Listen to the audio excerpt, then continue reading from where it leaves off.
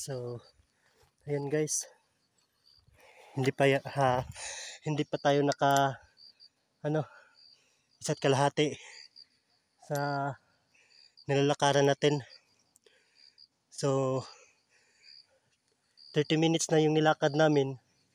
Pataas lang yun. So, meron parang mga 1 and 30 minutes na aakyatin natin. So, mahigit 2 oras tayong maglalakad ngayon. Paakyat lang. So, ayun yung mga kasama ko. 2 lang sila. Nihintay ng kabady ko. Tapos yung iba naman nandun na sa taas. So,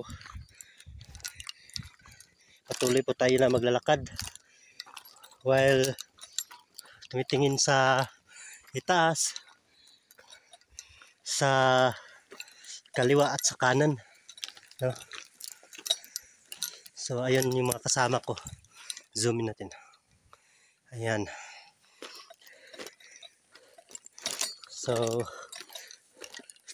habang naglalakad tayo, parang may napansin ako dito na magandang view. So actually guys, nahingal talaga ako. Yung hingal ba na sobrang pagod, tapos yung tuktok. Ayan. So dito guys, malaman natin na ayun. So doon tayo punta. Ayun. So nakita nyo yun. Zoom in na natin sandali. Yung daan sa itaas, may mga bahay man dyan. Ayun. So doon kami nagsimulang travel kami kanina doon sa itaas na may bandang daan. Kung nakikita nyo, so dyan. So yung pababa naman, dyan kami nag-start, nag-trail, naglakad patungo dito.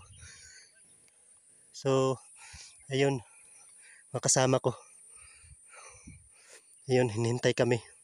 So ayan. So guys, salamat kayo sa pagtanaw sa video. Ako si Dokshan Plaza Sazon Cortez, ang inyong vlogger for today. Babush!